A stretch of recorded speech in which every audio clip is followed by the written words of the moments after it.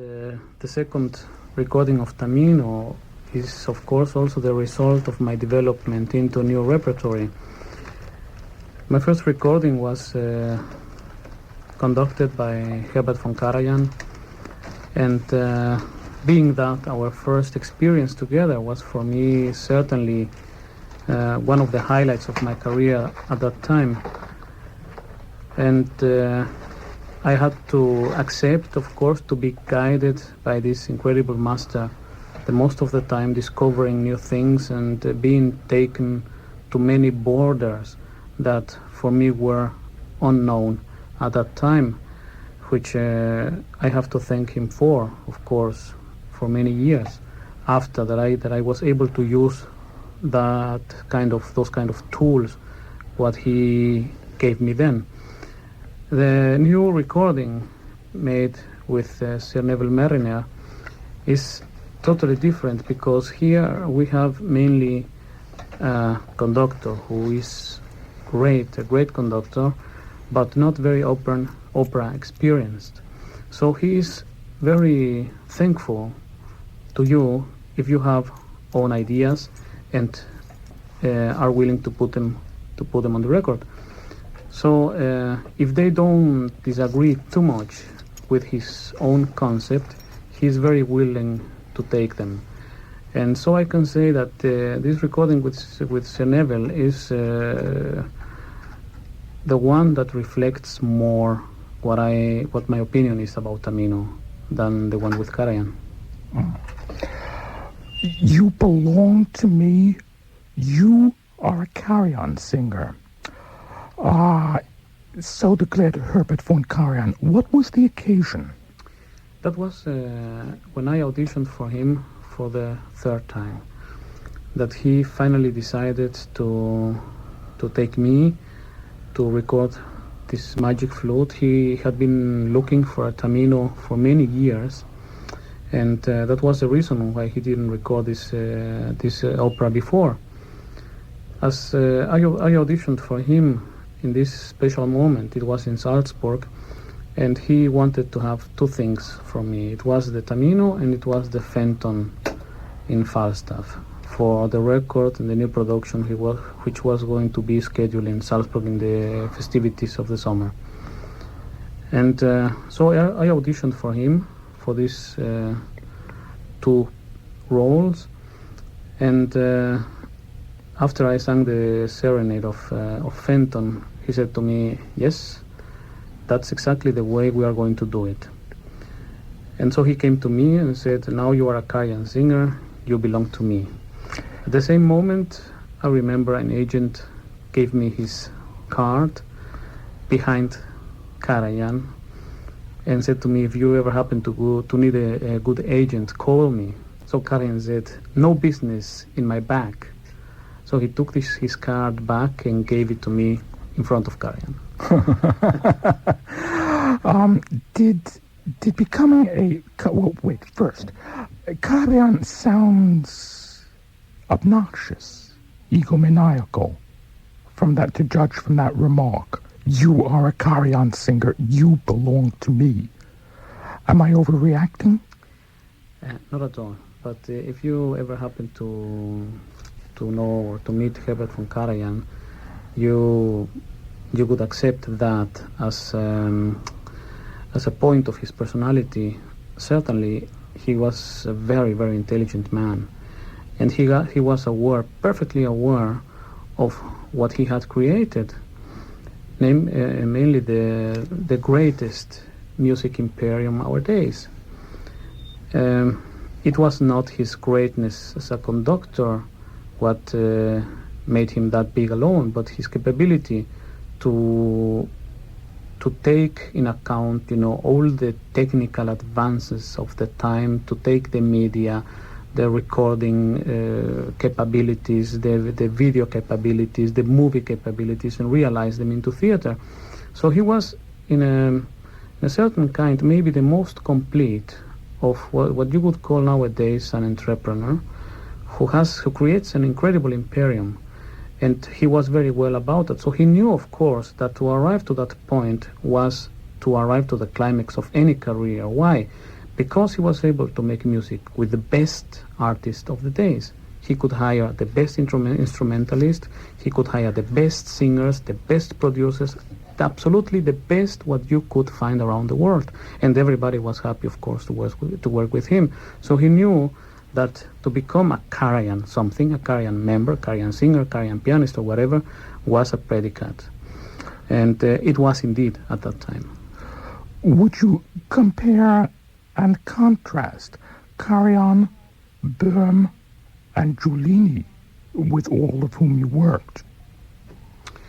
You know, all of them are great conductors, and each of them have their own strong sides.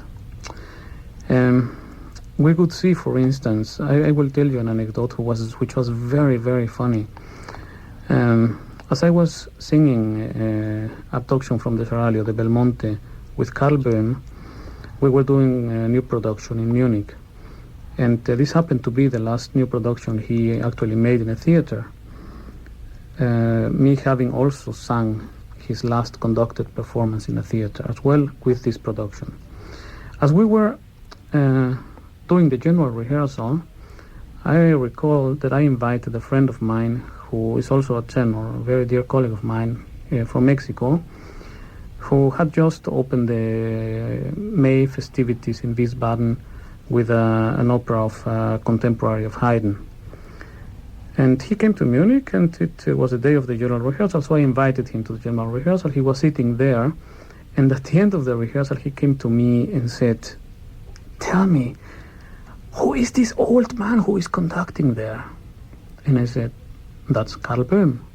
So he jumped and said, "You see, it's not everything product of the publicity. He is great." And he was, of course, amazed of Mr. Böhm being already well above 80 years old. So doing that kind of work, being so committed, so present, so energetic, so fantastic, and spreading this incredible aura, this guy was really hard to please, I can tell you. And by not knowing him, he was, of course, not even molested with the fama of Maestro Böhm. Yeah. With the fame of Maestro Böhm. So he really, could see that's a genius at his work. And so I can tell you exactly the same. Böhm with Mozart was an incredible symbiosis. When you sang Mozart with him, it was everything, so easy, so logical, so clear, so pure, and at the same time so full of energy and so full of dramatic, even with the smallest gestures that he was doing through his age. But I remember, just to take a look at the orchestra people and see how they were playing, it could tell to you that the tension that he was able to build was immense, even until his last days. And you never knew how much he still can see and hear, and he could see and hear very well. With Karajan, of course, we have another phenomenon, and it is that maybe he was the one who, besides creating a sound of his own with technical secrets, of course, as you well know, he used organ in a very special, very personal way in all of his works. If you take care, you will hear this color of the organ in all of his recordings. I'm sorry, color of the organ?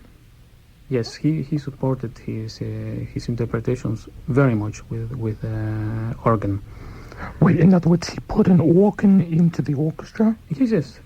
By organ, you mean the keyboard instrument? Yes. Yeah. What we know as an organ. Yeah. And he used it very, very well.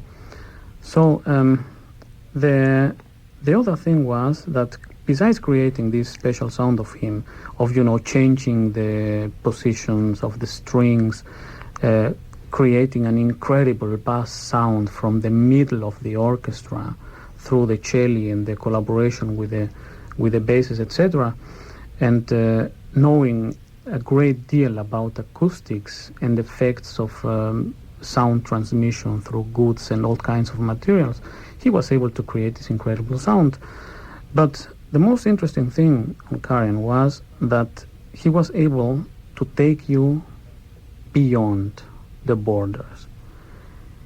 If he could ask you for a pianissimo, for a pianissimo, that you thought you would never be able to produce in a theater because certainly you wouldn't be heard, he would make you believe that you were going to be heard, and not only that, but that he would make the orchestra play so soft that he could put a carpet under your sound to carry this beautiful piano sound through the whole house and achieve through that a very special effect that could eventually force the public to listen to you in the edge of the seats and not just, reclining in the seats very, very comfortably listening to a big, great shout.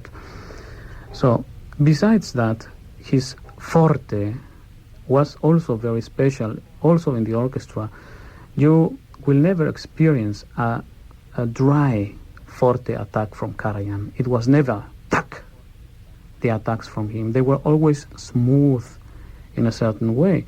Just to recall you from one of the biggest beginnings of an opera or of accords ever recorded in the recording literature, his first accords of the last recording of Tosca, that if you put them on your hi-fi, they blow your ears, of course, with pleasure.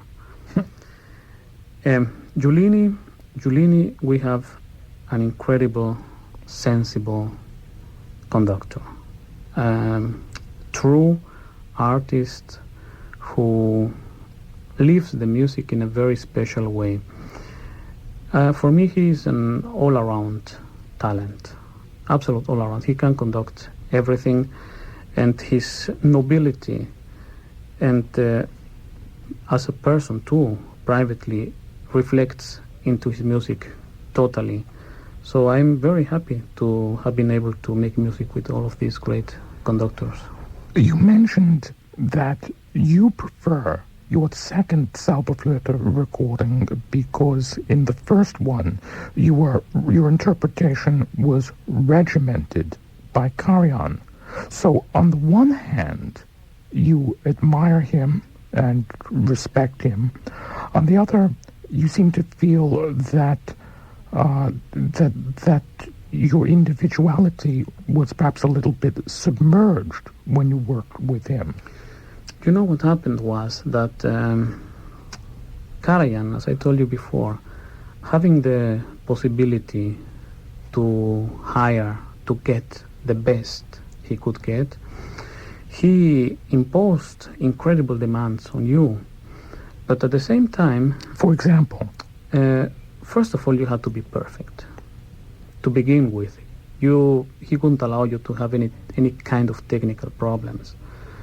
You have to be able to manage the part perfectly. That was, the first requirement that you would have to have in order to be able to work with him. From then on, he would take you to do, as I told you before, to do things that you would never thought to be able to do them. So like the discovering, of certain dramatic points, elements in the part. As I recall when we were recording the priest scene with Tamino, that he wanted the priest to be solemn and to be very warm, and at the same time to be very clear about his attitude, about his points. And by the contrast, of course, he wanted to have a fully excited Tamino, and for the first time he said, forget that this part was written by Mozart.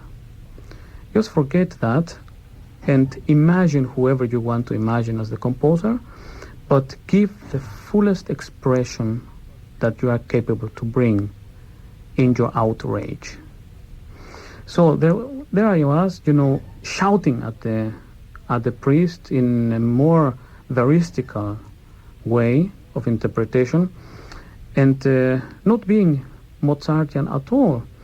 So by that way, he sort of freed my conception of, this very tight classical Mozart, gave it a kind of very realistic, full dramatic, and then we put it together again. Say, okay, now let's sing the notes that are written with the same amount of expression, with the same amount of energy, and discovered lots of little things. That was the point, that he was able to work with you in one single detail that could mean a whole world in the interpretation.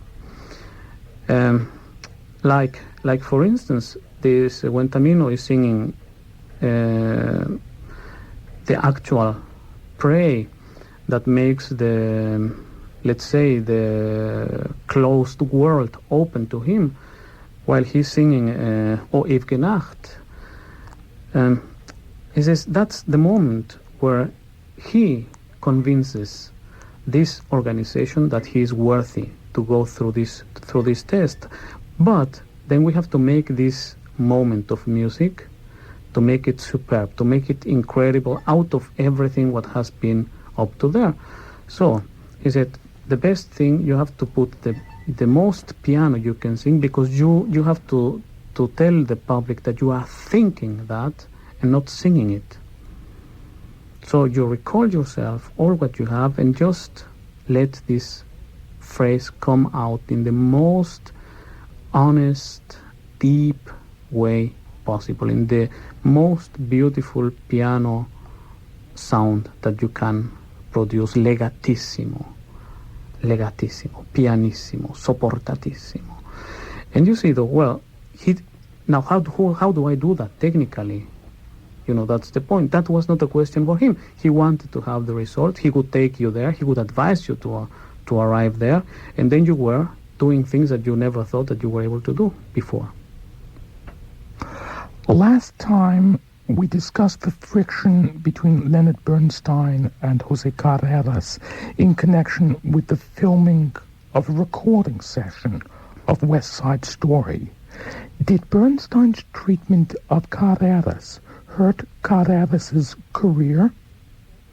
No, I don't think so, because Carreras was at that point what you called settled singer.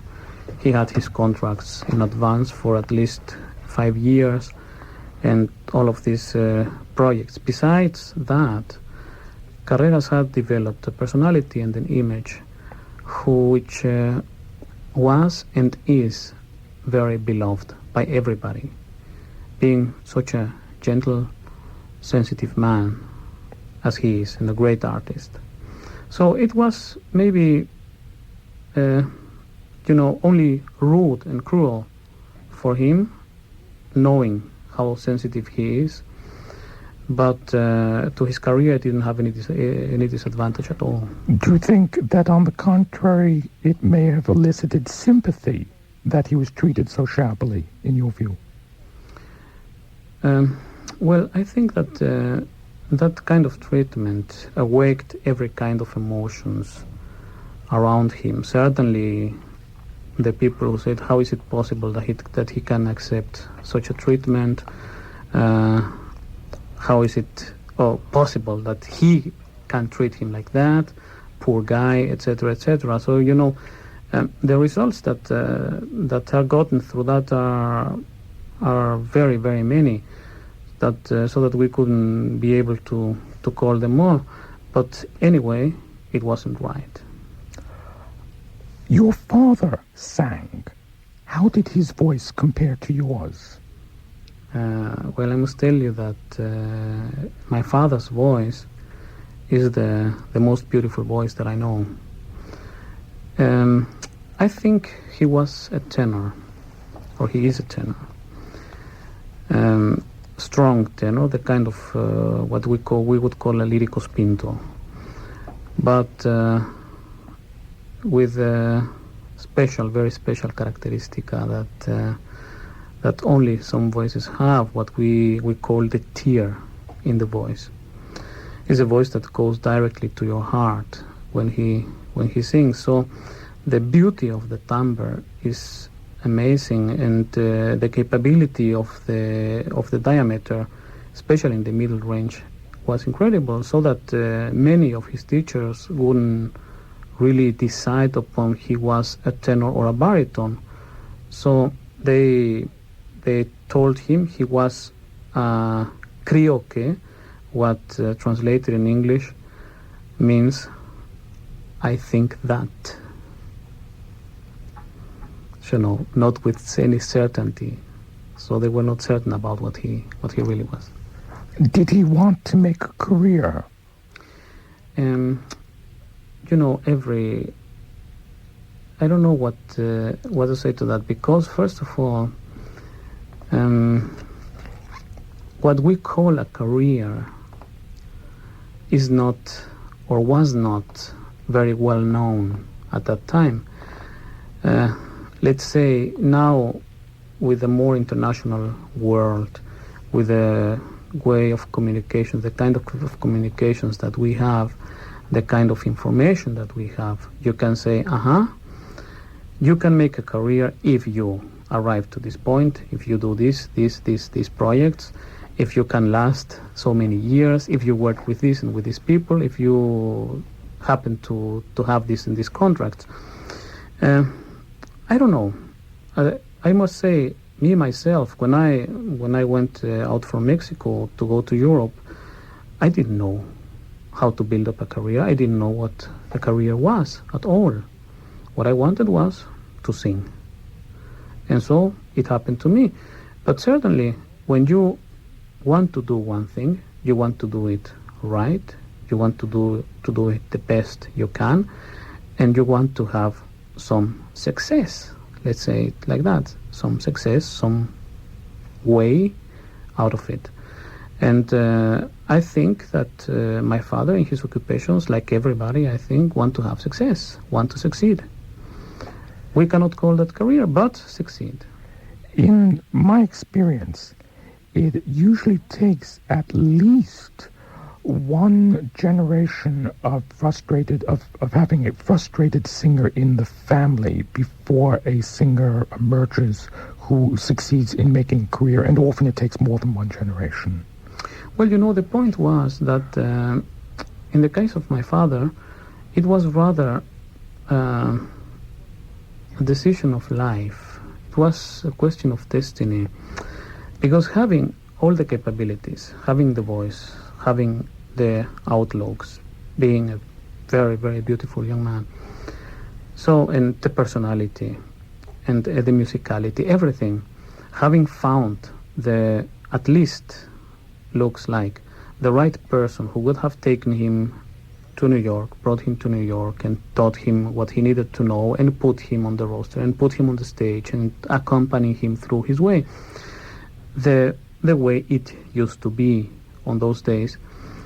It just didn't happen. So, it just didn't happen because my father had made commitments to his wife, and especially commitments to his mother, from whom he was taking care since he was 7 years old.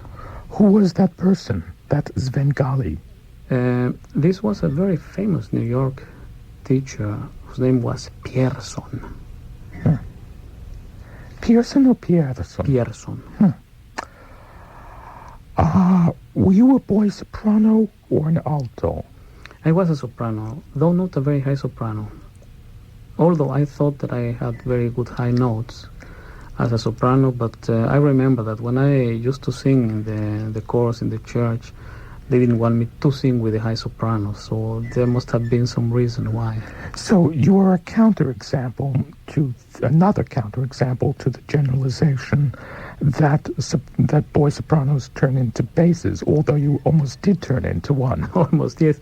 But I must tell you about, you remember just seconds ago I told you about this friend of mine who is a tenor who was in Europe visiting this Böhm rehearsal. He was a soprano, And he was singing in a children chorus all his life, and he was the soloist of this chorus, so he had a perfectly built-up soprano voice with vibrato, with a head tone and everything, the breathing. And it happened to him that he never noticed the change of his voice. He could always sing as a soprano.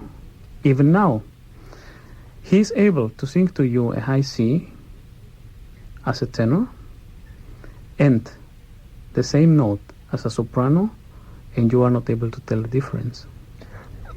When he sings as a soprano, then the only change is in timbre? You could say it changed in timbre. I mean, I can hear that because of the nature of the sound, but it is exactly the same amount of sound, the same richness of sound he can produce with the head voice as with the chest voice. He sings the same pitch or one octave up when he sings as soprano? No, he sings the tessitura, the soprano tessitura, exactly as a soprano.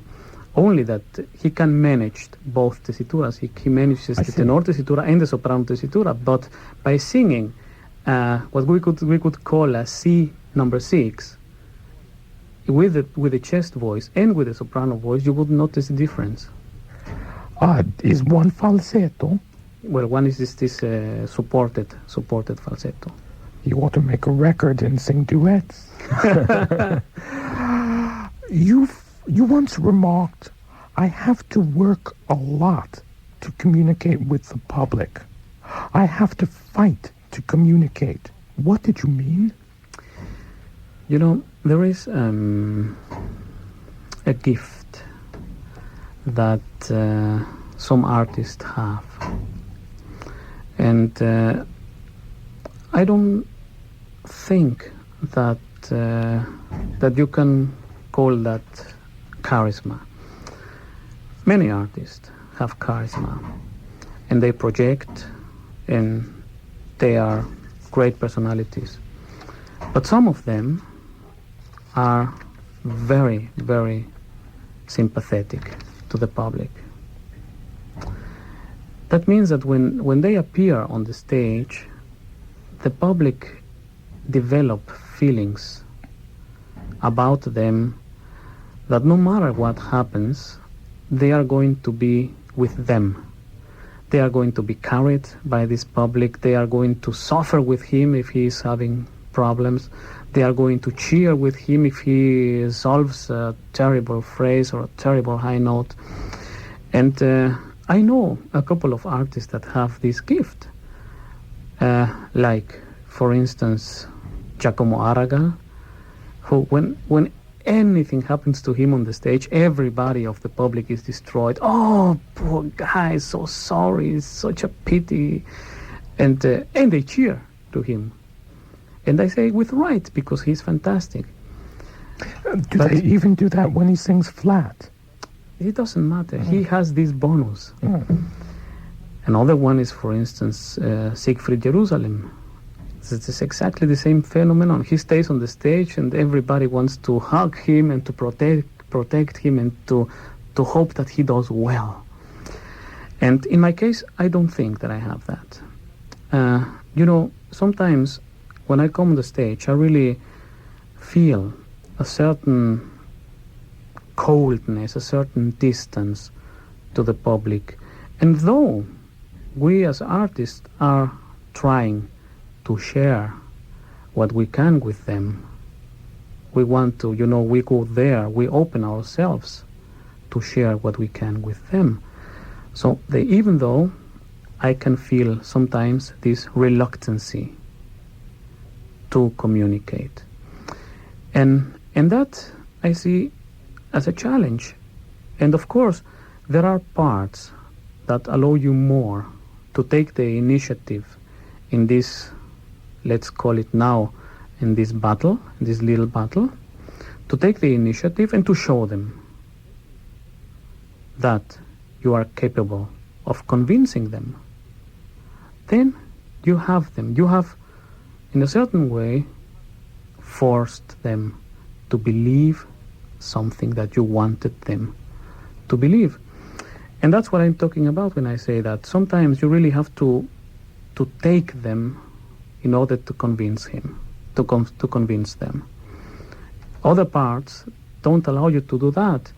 And when that happens, you are very unhappy, because there you are on the stage trying to achieve an artistic result and trying to share it with somebody that just doesn't care.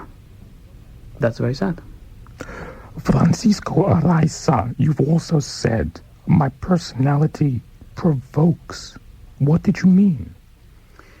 I don't know. Maybe this belongs exactly to the same subject. I don't know why. When I come sometimes to the stage, like for instance to interpret the Duke of Mantua, I need to have a very good production behind me that can support my way of looking at him. He's a terrible character. I mean, Verdi says him himself in his letters, he's a zero character. So you cannot portray him as bad as he is due to. But if you happen to go beyond that magic border, I mean, he's already a very unsympathetic guy. If you go beyond that and make that sharper, clearer, a little bit beyond what you could call this magical border, then it becomes, in a certain way, offensive. And then there you are, having troubles, really, with the reactions of the public, because they learn to hate this guy. But then, on the other side, he has fantastic music that everybody knows very well, and that everybody puts, in the concerts on Sundays and love to hear, like Le Donne Mobile. Everybody whistles this aria. But when it's in the part where it belongs in the opera, and you realize the kind of things that he is saying, the kind of verses that he is saying in this aria, then you are not going to be as pleased as that. If you have a production that is cut in the style to put this image of this character in the right spot, this is an unsympathetic, a zero character, and you're going to put it like that, and all the surroundings are made to put it like that, then it's going to be clear to the public, but it's not going to be as offensive. Mm. So it is difficult. It is very difficult, to come out there again, and to try to create what you think it should be created, to make a character clear, without having to think about this kind of reactions, this kind of aggressions that can come to you by you doing your job. Does Jose Carreras elicit the special sympathy that you spoke of earlier in connection with Jerusalem and Aragall? I think so. Yes. You were listening to WKCR-FM New York, 89.9 on the dial. This is Opera Fanatic. I'm Stefan Zucker. The program next week, new tenors, Moreno, Matteuzzi, Canonici, several more. 10:30 to 2 p.m. on February 16th, Saturday, February 16th. My guest is Francisco Araiza, who today performed Tamino on the Met broadcast. Francisco Araiza, you have 2 children and were, so far as the world knew, happily married. Today, you are with a very attractive other woman. She's here in the studio. Gnädige Frau, wie heißen Sie bitte? Möchten Sie hierher kommen? Nein? Aber wie heißen Sie? Eteri. Bitte, Eteri, wo und wann haben Sie den Francisco kennengelernt? Warum möchten Sie nicht reden? Weshalb? She doesn't want to speak. Her name is Eteri. Wie schreiben Sie das? I'm sorry, I can't hear it. Ethery.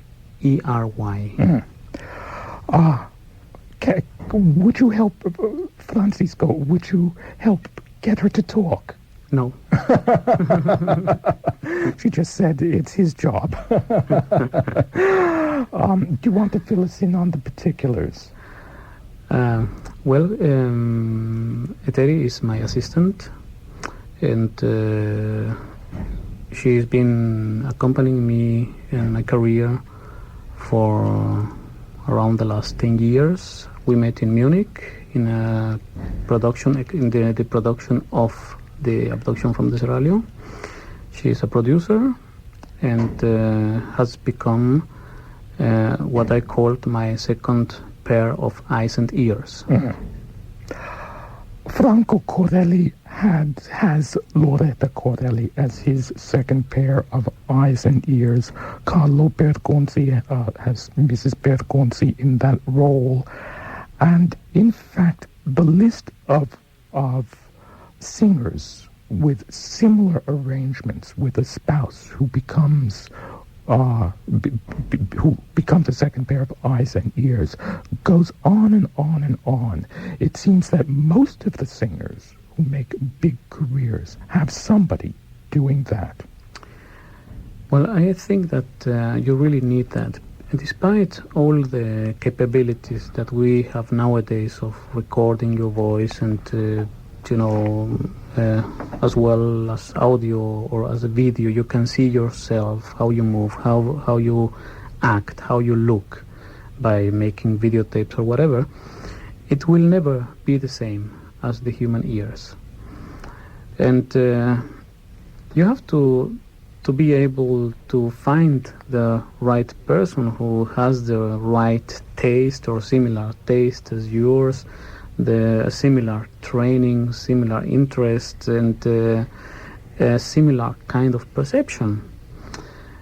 So in order to be able to communicate in this matter with her and to make the person who are you going to believe, because if in a certain performance where you feel fantastic, this person comes and tell you were lousy, you have to believe that. Because you have trained this person, to be your most honest and most hard critic. I would love to ask Eteri how you trained her. That's a procedure of years, of course, of conversation, listening together to things and experiencing together many interpretations and singers and colleagues and everything. So it's a symbiosis that grows with the time. If I am not overstepping, are you still married? Yes. Is that awkward? It is difficult, I must say. It is difficult. My wife knows, of course, about this relationship, and she accepts it. One of us has to take care, of course, of the children. She has taken that part, and now she's a singer as well. She's a mezzo-soprano. Your wife? My wife, yes. And she is trying very successfully to come back and go her own way as a singer. She's doing very, very well. So everything is working fine. And this life of traveling around and living from the suitcases and everything makes the life of the artist a little bit different. Yes. From the life of the rest of the people. So someone need someone doesn't. And in my case, I am very happy and thankful that I can rely on a Teddy. You have then been romantically involved with a Teddy for quite some time. That's not a point to discuss. Okay, to discuss here. Stop me if I'm going too far. No, that's nothing that comes to the matter here. The kind of relationship that we have is what I told you, and all of the rest is private. For you, Lohengrin is a kind of summit. Yes, it is. Why is that? A part that only goes to high A, a part where you don't rip your heart out and put it on display, a part where there's no opportunity for display, for 16th notes and bravura, a part that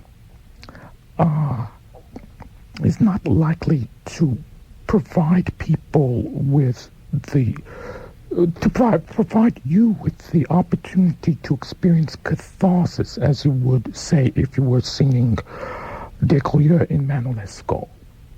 A part where the public may come away saying, very lovely, but they are less likely to be whipped into a frenzy. Why Lohengrin? Well, I must tell you that all what you said, it all happens in Lohengrin. You don't sing the 16ths. You don't need to sing them. But in Lohengrin, we have one of the most interesting characters of the opera literature. Not less that Wagner himself said that this hero was the saddest of all. And that was the very incarnation of artistry. So you can imagine what Wagner thought that this character possesses, and that it indeed possesses. First of all, Lohengrin is not a cold hero. And that you notice very well by the schema which Wagner used for all of his heroes to define the true personality of them in the very first bars of music. Here you have a hero that comes in with a tremendous entrance. The apotheosis of music that comes upon his arrival is with no second in the opera literature. There is no bigger entrance than this one. And so here you have this hero, this savior, beginning his part with the softest singing, with the deepest emotional, the greatest movement showing of his very deep feelings towards his swan in this farewell to him. You know, this phrase should show what the very essence of Lohengrin really is. Besides that, then you have in Lohengrin so many colors, so many different possibilities of expression, that even though if you are being heroic, you will be heroic differently. For instance, first you greet the king in a heroic manner. But this heroic greeting has to be different, as the heroic appointment that he does to the people. Personal, this character, so incredibly interesting. Then alone, you tend to say, yes, Lohengrin, is a god. Yes, nobody can submit him, and he knows that nothing is going to work and whatever. But he has made a choice. He has decided to leave what he calls later a better world, and the only price that can pay for that loss is Elsa's love. Mm. So you see, he left this world for someone that he didn't even know. But he left the world in order to be able to experience the feeling of love. Mm.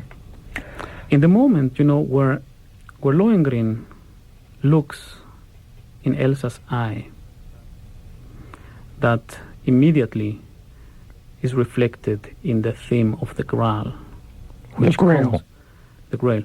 which comes for no motive, but because that is the paragon of what he left. Which comes from no motif in the sense of... From no dramatic motive, because he doesn't have any allusion to it other than the eye of Elsa.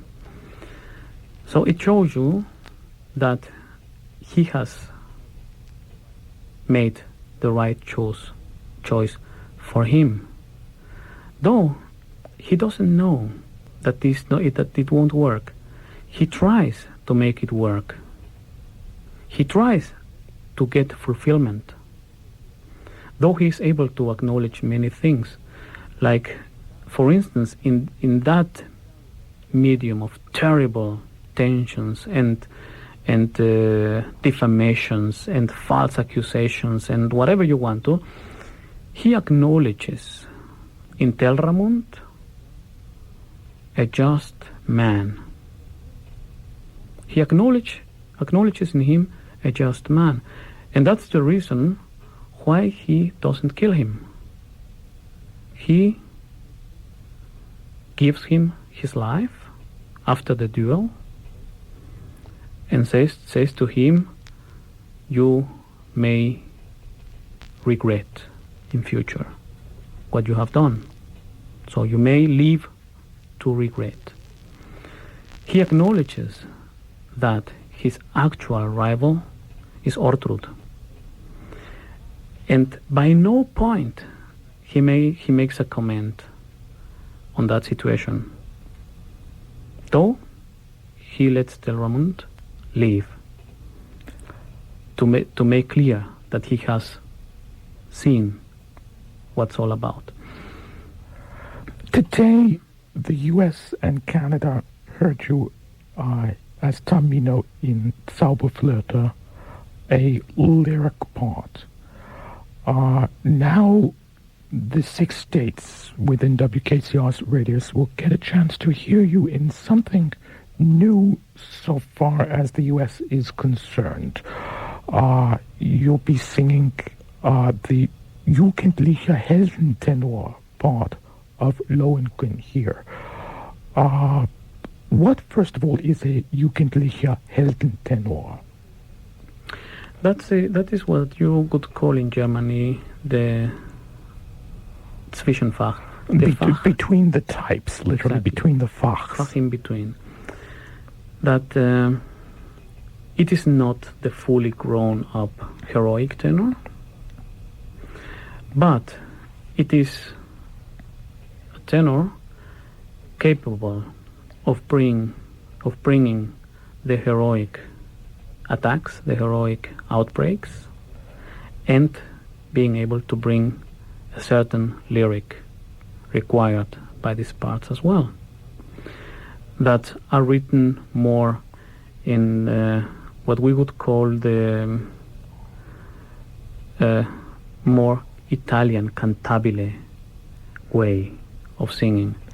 What distinguishes the vocal characteristics and other characteristics of Lohengrin from, say, those of Siegfried? Well, Lohengrin is, of course, a more lyrical part. Siegfried we can divide into young and old Siegfried, and the young Siegfried, being young, he has to be a full grown-up heroic tenor in order to be able to cope with the demands of the part, which, you know, it is the longest part in the vocal literature, longer than Hans Sachs and than Electra. Your excellent representative Larry Riedemann has prepared a tape taken from a live performance of you as Lohengrin. What will we be hearing precisely? This is the Gralserzählung that was taped in last June 1990, in Venice, in the occasion of my debut as Lohengrin. In Fernam Land, sung by Francisco Araiza, A-R-A-I-Z-A, Francisco Araiza. This is WKCR-FM New York, 212-854-5223. Again, that's 854-5223. Do please call in with questions or statements for Mr. Araiza.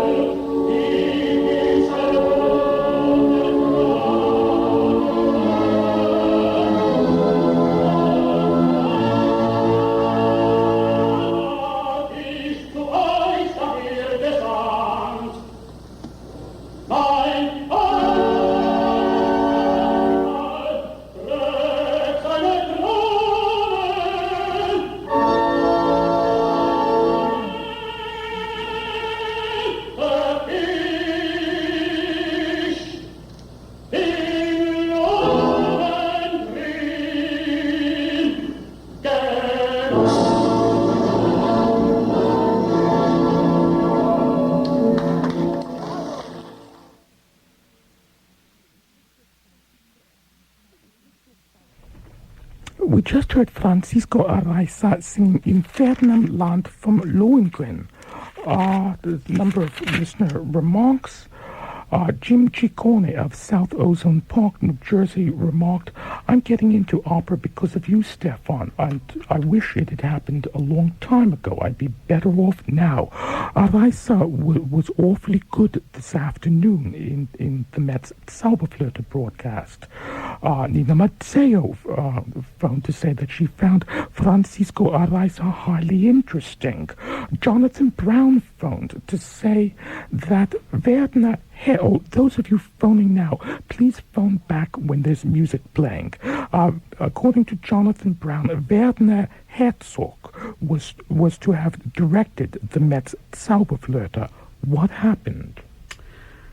What we hear is that his conception was not able to be realized with the Metropolitan. The settings were very monumental, and the amount of time and capabilities of the Metropolitan couldn't cope to that, so they decided to let some other project come through some other time. The night I attended the Zauberflöte, you came out singing Zu Hilfe, Tamino's entrance, and the audience laughed.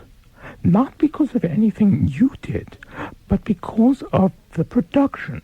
As most know, a monster, a dragon of sorts, comes out and pursues Tamino. According to the libretto, Tamino swoons and the dragon is killed by three ladies. Now, Tamino's supposed to be a hero. Well, as if he didn't have enough problems already. At the Met, the dragon is a comic figure. The dragon is straight off of the Muppets show. What is your reaction to this? A dragon that elicits so much laughter that nobody can hear the singing for a few measures. You know, we must first of all point that the question of the dragon is one of the most difficult questions at all when talking about productions of the Magic Flute.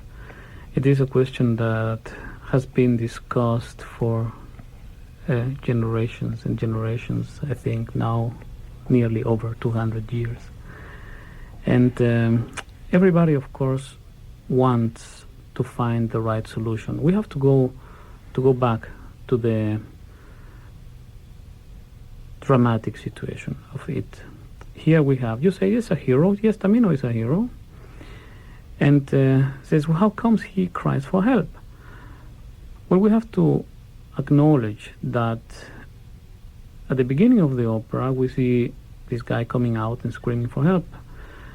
But we have to believe that he has spent hours, at least hours, maybe days, fighting with this dragon, with this something, and finally being really at the end of his capabilities, at the end of his forces, practically on weapons. Without weapons, and without the possibility to escape. This cry of help, which it's made in a very dramatic manner by Mozart, but sort of explaining very clear what is this all about. Tamino is crying for help, screaming for help. He is saying that the dragon is very clever and that he is going to be his prey. So he is explaining us a dramatic situation. He is giving already this dragon certain qualification. And the question would be for a producer to make this dragon, for the given dramatic situation, the shape of a really terrible, fearful creature that would freeze your blood by just looking at him. Okay, we have had all kinds of dragons around. I mean, this film of Bergman was very illustrious too because of that. There was a very, very funny dragon too. And there have been other experiments where they have used naked woman chasing Tamino, which I would rather prefer this kind of version. I don't know how it has been worked, but that would make a little bit unbelievable the dramatic development afterwards in the scene with the ladies and with Pamina, etc., which, I mean, it's not going to be an awful woman, naked woman running after him. It would be a dancer or something like that with a gorgeous figure. So why could he scream to Hilfe? Anyway, would he be related to Siegfried by chance? In that point? Yes. Who knows? But anyway, if we go to the original novel, which is this Magic Flute is based, we find that Tamino, after he has met Papageno, and he has talked with him, and he has shown him the dragon from whom he was really afraid. There is a remark that he says the dragon was really smaller as Tamino thought it was, or as Tamino thought to see him as he was chasing him. So he must have been confused by the new world, new place where he was, by this amount of new impressions. We tend to say that this awakening of Tamino, this being plunged into this dramatic scene in this way, means his awakening from boy to man, and that this manhood of him really scares him so much.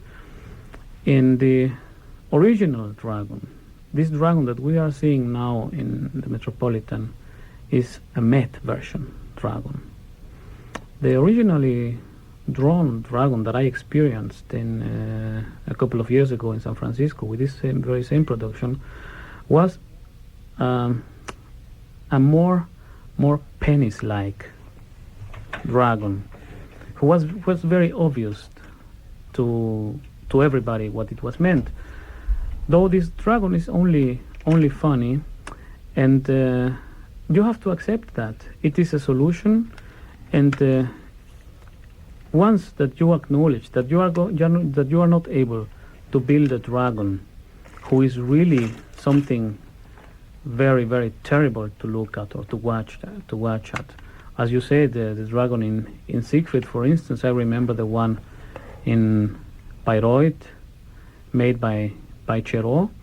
Even though you could see that he was on wheels and that he was being moved by people, the choreography made it that it was really a very dramatic, fearful situation. In this special case of the Magic Flute here, you see the dragon, you see that it looks funny because you know, as you said, these Muppets characters, and you immediately associate it with one of them, and that's funny already. Besides that, he acts funny and he moves funny. So once you have, entered this path, you have to follow it all the way through.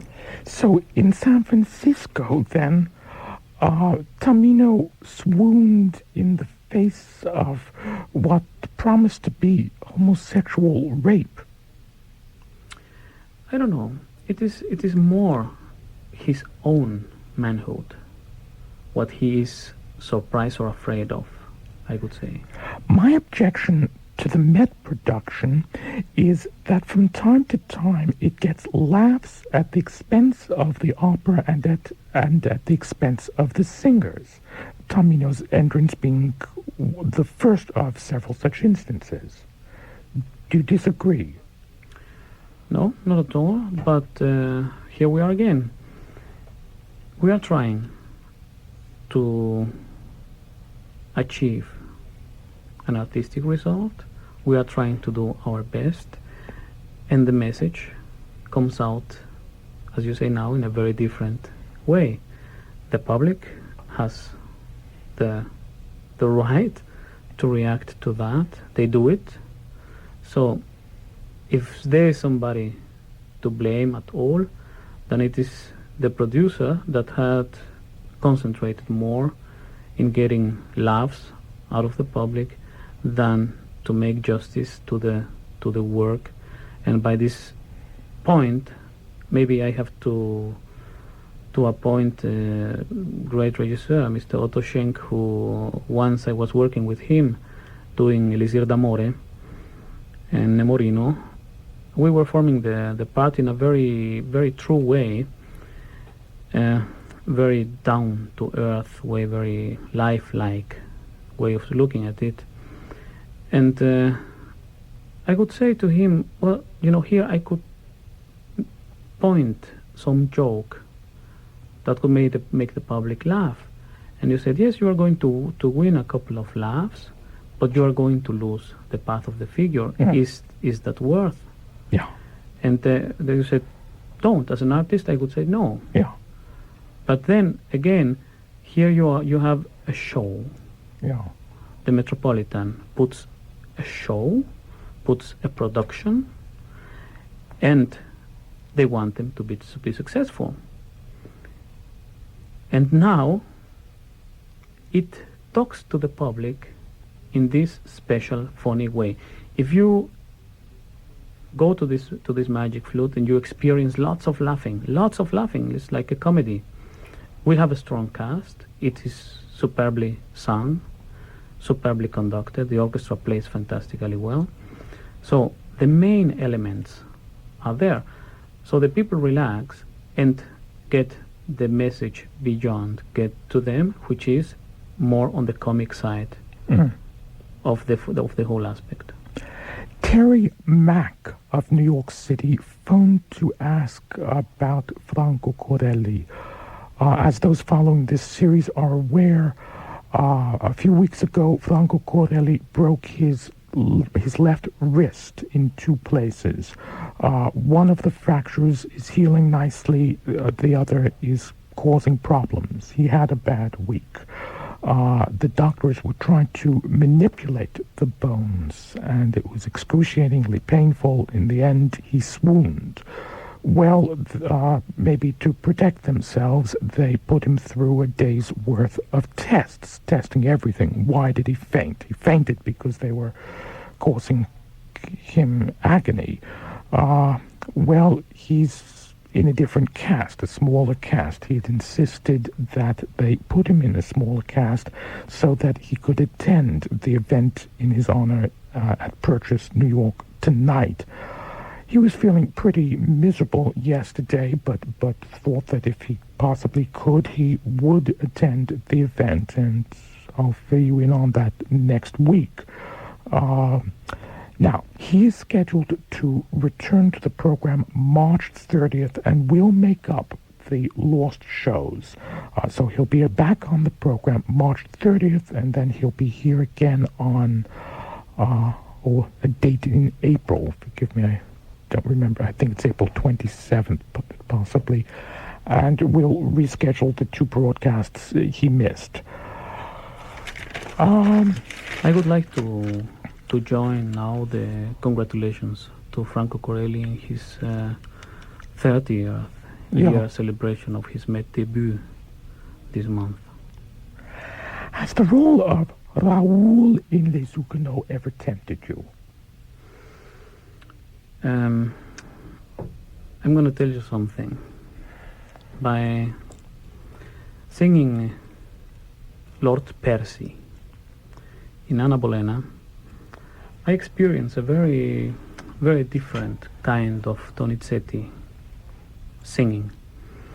It is a part that is written in a very difficult way. And I happened to mention that to the conductor at that time, who was Giuseppe Patanè, and said, ask him, in which way could you compare the difficulties of this part to the difficulties of Arnoldo? And he said to me, in no way. There are 3 parts that are considered to be killer parts. The one is Tristan, the other one is Arnoldo, and the third one is this Raoul in the Huguenots. To approach these parts, you have to have the right voice for them. I haven't tried Raoul, and I haven't tried Arnoldo. I have been asked both to try both, and for certain reasons, I said first in the case of Arnoldo that I would need time to study it in peace, by myself, with time to see how it fits my throat, to sing it full voice for myself, to see how I feel with it. And I would need time. As I was changing my repertoire and learning a promedy of 4 new roles a year, it was impossible for me to schedule a study time to do Arnoldo. The same thing with Raoul. According to me, the 3 parts, Lord Percy, Arnoldo, and Raoul, have in common that they are all roles with centralized tessituras, but a lot of high notes. They are very different from Elvino and Sonnambula in the original keys, or say even from Ernesto in Don Pasquale, in that those parts lie high and stay fairly high most of the time. These other parts lie below the passaggio and then occasionally go up to high C or C sharp. My own feeling is that all 3 parts would be wonderful for you because you have, in your word, a lot of diameter in the middle voice. The middle voice is capable to fill a big theater, and yet you also have a great facility in singing high C. Well, it will be a question of time for me to, once that I decided not to go further anyway in the repertoire, but to feel what's in between. So maybe these 2 parts will get some consideration. Now, these parts, Arnoldo and Raoul, are somewhat robust, as is, of course, Lohengrin. As we discussed last time, your career began in the lyric repertoire. Were there skeptics who warned you you'd ruin your voice singing heavy repertoire? Was there anyone who refused to hire you when you decided to change repertoire? What happened? It was all kinds of reactions. Certainly, I had the kind of reactions that immediately support this decision, and I had also lots of reactions that showed a great reluctancy to engage me for the new repertoire, or even to engage me at all, because of the fear that I would lose my voice in the very near future. That was a problem with Munich, for instance, with theater in Munich, in which I practically began my international career, doing new productions of, as I told you before, Abduction from the Seraglio with Carl Böhm, The Magic Flute with Everding and Sawallisch, new production of Cenerentola, new production of Don Pasquale, etc. It was, as a long-lasting relationship, and I came to fit in a good lyric tenor tradition in that theater. So suddenly, as I announced my changing of repertoire, this theater said to me they do not only not agree with that, but they are not willing to support it at all. So that I had to cancel all my contracts with this theater. I said, if that's your position, then all of my contracts for the future are in question from now on, and so we won't see each other again. And that was what happened for a period of 3 years, which I didn't sing in Munich. Eventually, I came back to Munich to sing my first Hoffmann and my first Werther, showing them that I not only hadn't lost my voice, but that I could very well stand this repertoire, and so we got engaged again. But there were also critics that appointed the same opinions, that certainly they were more afraid of losing the Mozart tenor than what this Mozart tenor was going to do for craziness. So it was very funny that the biggest opponent to this change of repertoire, saying that I was the finest Mozart and Donizetti and Rossini tenor, were the people or the critics who never gave me a good critic as a Mozart, Rossini, or a Donizetti singer. That was the most amazing thing. They suddenly became so motherly worried about my voice and my future that it was really funny. So eventually they changed their minds, or maybe not. Who knows? And maybe they haven't been able to write about me in the late years. But anyway, it was very curious that this changing of repertoire was not at all taken positively all around. Mm-hmm. Did you tire your voice initially? No, I didn't. You know what happened was that I had to throw away, because of this reluctancy of the theaters to engage me in the new parts that I wanted to sing. I had to react in a more drastic way, cutting off the repertoire that I had accomplished in a career that at that point lasted already 10 years, to throw away this repertoire and to build up a totally new repertoire, though having the same schedule of, at that time, over 100 performances a year, and having to learn these new parts in my, what I would call, my days of quietness, that I would need my voice to recover. Yeah. So I didn't have these days of recovery of the voice, and I kept on using the voice, in a certain moment abusing the voice. It noticed in the fact that I was getting more susceptible to illnesses, to flus, to laryngitis, to this kind of problems. And so I decided to take down my pace by reducing my appearances drastically and reducing, of course, the amount of roles that I would learn every year. Now I have built up a repertoire that I can rely on for the next years, so I'm not forced anymore to keep on with that rhythm of learning and of singing, so that now I can let my voice have the periods of recovery that it needs.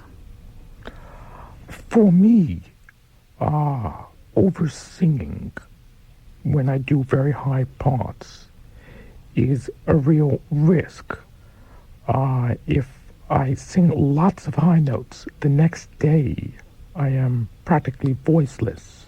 Franco Corelli also has experienced problems with over-singing, and over-singing has brought about the downfall of many performances. For example, the first Norma was a fiasco because the singers were badly oversung, having rehearsed too much, too close to the performance, indeed having had a rehearsal on the day of performance. You managed to do 100 performances a year with, of course, attendant rehearsals, and learn new repertory. How many hours a day can you sing, and are you able to sustain your schedule day in and day out? Well, I must tell you that just a couple of months ago, I was putting down the records of the 80s in my book, and I realized that I had a crazy schedule. It was really very, very much, and certainly that was due to the fact that I was singing these more lighter parts. In the moment when I began to change the repertory, I realized that I would need more time for my voice to recover, and that I should reduce the amount of performances a year, that I should increase the performances of resting, that I should plan very well my learning schedule. And the thing is that you develop a technique that allows you to study without straining your voice very much. You can read music, you can read and interpret music, study music without eventually using your vocal cords. When you have to put the part in the throat, as we call, then there is no other way as to sing it. So you have to plan these sessions very carefully according to the rest of your schedule. But besides all that, I have an advantage, a very big advantage, that my doctor in Vienna sometimes tells that he doesn't know if it is an advantage or a damnation, because my vocal cords don't show any kind of reaction after performances. I have sung performances in a very ill condition, and then on the next day I could go to see the doctor, and he could just don't believe that I sang a full performance, that you should have vocal cords like two hamburgers. And it's not the case. So my vocal cords are thin and are elastical and everything. So he says, sometimes you should shut your mouth and not even speak, not even sing one single note. But because of my technique, I am able to sing even in these conditions, and that sometimes is very awkward. It was a period when I was singing Puritani in Hamburg that I certainly overdid it. I got a flu and didn't cancel, and I sang on the flu. I went to see a doctor who saw that my vocal cords and all the media of my trachea was larynx was swollen. He said to me, I don't know if this is a chronic status in yourself or it's just now, but whatever it is wrong. So I have to take the swollen out of your vocal cords, which he did with steroids, and so I could sing the performances, but at the price that I got a reaction, an edema under the vocal cords. Edema, yeah. Edema, yes. And it was bothering me. I was singing 4 performances of Puritani. I was singing 4 performances of Rigoletto, and I was having rehearsals to do my first Werther in Munich, from which I sang 2 performances. Then, after the second Werther, I went to my doctor in Vienna, and he just looked in and said, "What did you do?" I said, "Well, I sang." "What did you sing?" I told him. He couldn't believe it. He says, "You have never been like this, never. With this diagnosis, you shouldn't have opened your mouth the whole month." And the funniest thing of all was that my partner in the Puritani, this happened during the rehearsals of Puritani. My partner was Edita Gruberova. This was in Hamburg. And as I came to the rehearsal and she saw me, she said, "Oh, now you can say farewell to the stage for 1 month," which would have eventually have been the best choice to have done. And I didn't do it because of this damnation that I can sing. still can sing. Have you ever considered renting your larynx to the rest of us?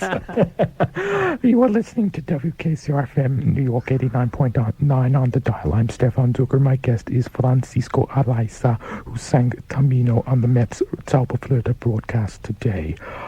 On the subject of... Wait, I've lost it. I made my announcement and I've lost it. Maybe... oh yes, on the subject of Buridani, different tenors have different ways in which they approach the high notes.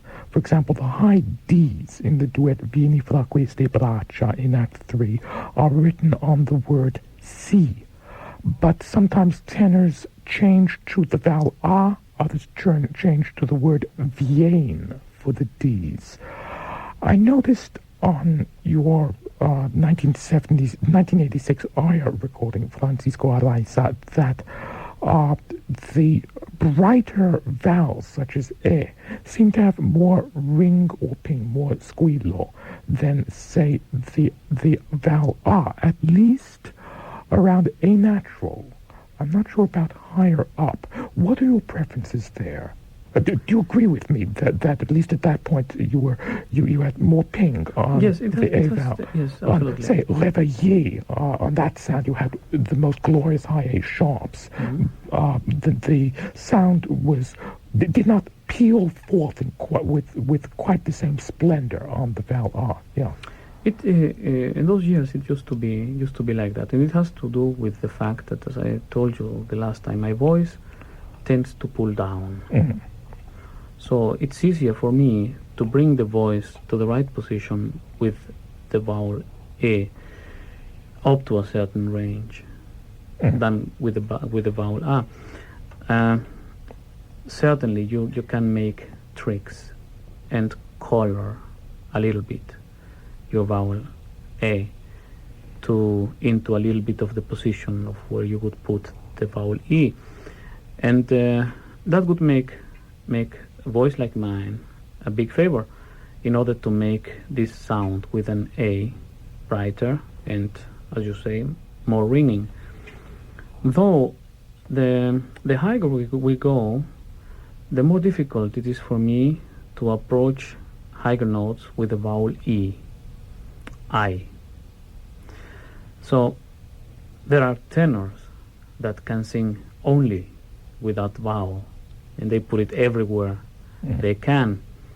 I remember a German tenor, his name is Helge Brilliot, would sing, for instance, talking about the Gralserzählung. He says, heißt, es heißt, heißt, es heißt, der Graal, the Graal. That could be the kind of ringing that you would hear from his voice, always pointing this position very, very strongly. Though in my case, when I go to the very high notes, to a D natural or D flat, I do prefer to sing open vowels like O or A. Even an E is a very, very great risk for me. I tend to avoid that. So in Vieni fra queste braccia, did you sing the D's on A? Yes. Yes. Did you sing in Credersi misera? What notes did you sing at the climax? What is written? It is written one time. Porsche with an F. Yes, I didn't sing the F. Nearly everybody sings. Yes. It sings a D flat at that point. Exactly. Yeah. Larry Riedemann kindly provided me with an album called Eva Lind and Francisco